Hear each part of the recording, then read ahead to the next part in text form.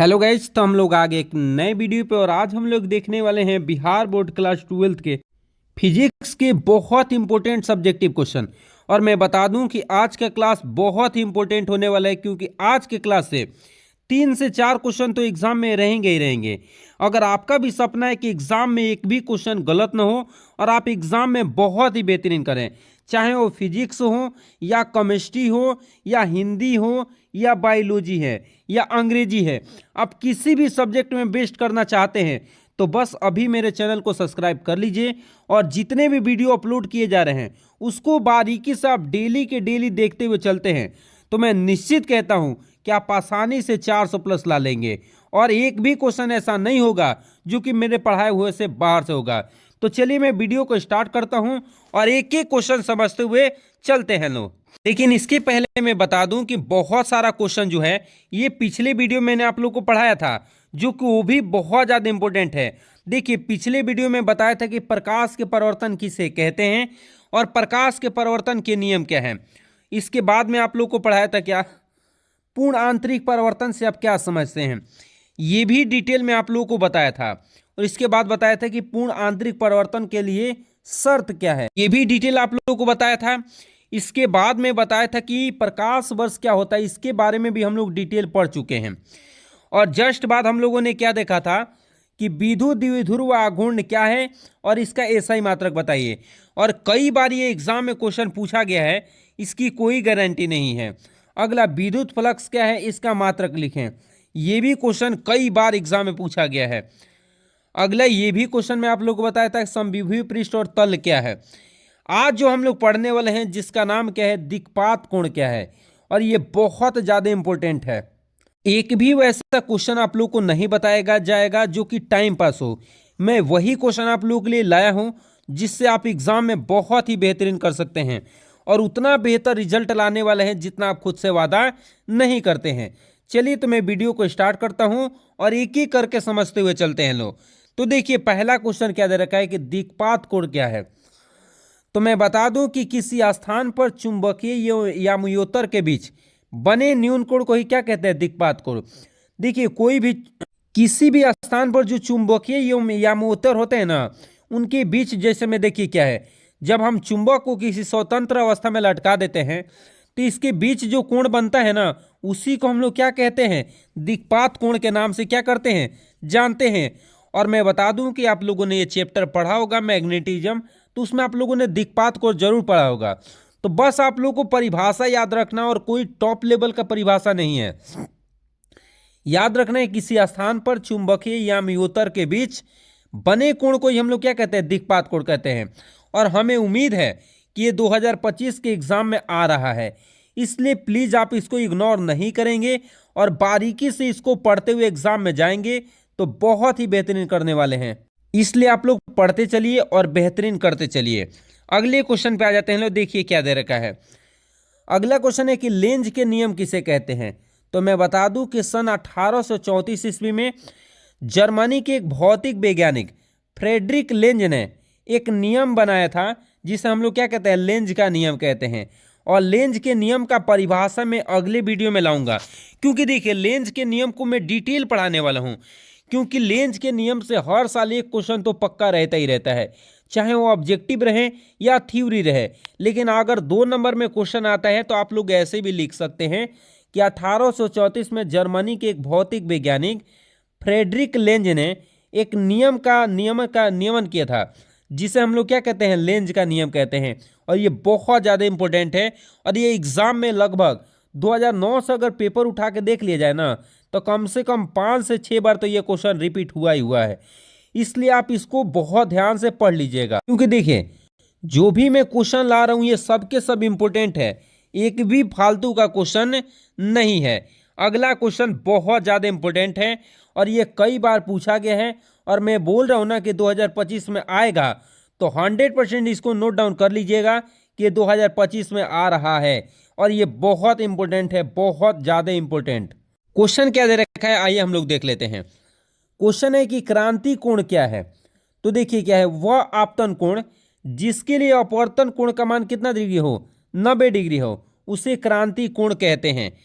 देखिए क्या है, मैं बता दूं आप लोग के लिए कि देखिए ये है आप लोग को क्या चीज, ये कोई सतह है, ये प्रकाश जो है इधर से आ रहा है और आने के बाद ठीक 90 डिग्री पे क्या हो जा रहा है, घूम जा रहा है।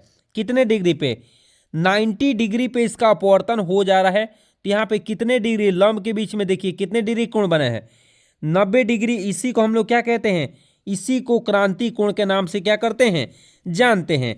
और एक बात याद रखिए कि प्रकाश हमेशा किधर से किधर जाएगा, सघन से हमेशा किधर जाएगा, विरल की ओर जाएगा। तो वही बात दे रखा है क्या चीज, देखिए क्या, कि जब आपतन कोण जिसके लिए अपोन्तर कोण का मान कितना डिग्री हो, 90 डिग्री हो, उसी को हम लोग क्या कहते हैं, क्रांति कोण कहते हैं। एक बात और याद रखना है, देखिए क्या है, इसमें जो आई होता है उसी के क्या होता है, बराबर होता है। और आर का मान कितना होता है, तो आप लोग को याद रखना है 90 डिग्री। जो अपवर्तन हुआ है वो कितने डिग्री पे हुआ है, 90 डिग्री। इस बात को आपको याद रखना है।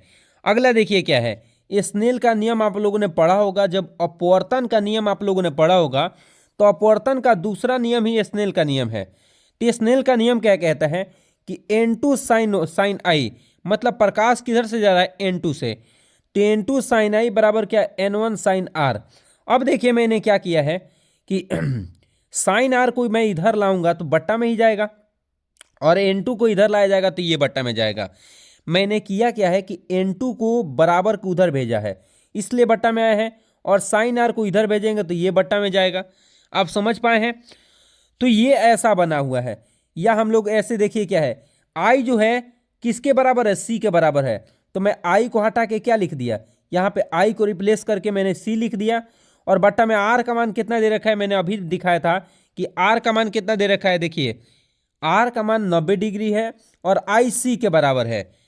तो देखिए मैंने किया क्या है कि आई को रिप्लेस करके यहाँ पे सी रख दिया है, और आर की जगह पे कितने डिग्री, 90 डिग्री। और बराबर में क्या लिख सकते हैं, n1 n2, या इसी को लिख सकते हैं कि n1 n 1 और 2 लिख सकते हैं। अब देखिए मैंने किया क्या है कि साइन 90 का मान कितना होता है, 1 होता है। साइन 90 डिग्री का मान कितना होता है, 1 होता है। तो यहाँ पे 1 का कोई वैल्यू तो है नहीं, इसीलिए 1 नहीं लिखेंगे तो ये वाला बन जाएगा कि साइन सी बच जाएगा बराबर में n1 बट्टा में क्या चीज़, n2। और हमें अब c का मान निकालना है। किसका मान निकालना है, c। और c ही क्रांति कोण कहलाता है। क्या कहलाता है, क्रांति कोण। कौन कहलाता है, c ही क्रांति कोण है। इसीलिए हमें c का मान निकालना है। और जब हमें c का मान निकालना है तो साइन को क्या करना पड़ेगा, भगाना पड़ेगा। और साइन जैसे ही भागेगा तो ये साइन किस में जाएगा, तो इनवर्स में जाएगा, क्योंकि साइन तो बट्टा में जाता, तो इसलिए बट्टा से ऊपर लाएंगे तो किस में जाएगा, इनवर्स में। और n2 ये n1 हो जाएगा। तो ये क्रांति कोण का सूत्र है, जो इसको भी आप लोग को याद करके रखना है। ऐसा नहीं कि इसको इग्नोर कर देना है। देखिए जो भी कुछ बताए जा रही हैं सब के सब इंपॉर्टेंट है, एक भी फालतू का कुछ भी नहीं है। और आप एग्जाम में बेहतर करना चाहते हैं तो सब कुछ पढ़ते हुए चलना होगा। इसलिए आप लोग बारीकी से एक बार और इसको देख लीजिएगा और बारीकी से इसको रिवीजन कर लेंगे। अगला क्वेश्चन देखिए क्या दे रखा है, क्रांति कोण के लिए आवश्यक शर्त बताएं। तो मैं बता दूं कि क्रांति कोण के लिए आवश्यक 2 शर्त होते हैं। कितने शर्त होते हैं, 2 शर्त होते हैं। पहला तो मैंने आप लोग को बताया था कि हमेशा प्रकाश सघन माध्यम से विरल की ओर जाना चाहिए। प्रकाश जब भी जाएगा वो सघन माध्यम से ही विरल माध्यम में जाएगा। ऐसा नहीं होगा कि विरल माध्यम से सघन माध्यम में आए। इस बात को ध्यान रखना है कि प्रकाश हमेशा किधर से किधर जाएगा, तो सघन माध्यम से विरल माध्यम की ओर प्रकाश जाएगा। और दूसरी बात याद रखना है कि अपवर्तन कोण का मान कितने डिग्री होना चाहिए, 90 डिग्री होना चाहिए। ये भी आप लोग को याद कर ही लेना है। दोनों शर्त जो है ये बहुत इंपॉर्टेंट है और एग्जाम में आने वाले क्वेश्चन है, इसलिए प्लीज आप लोग इसको इग्नोर नहीं करेंगे।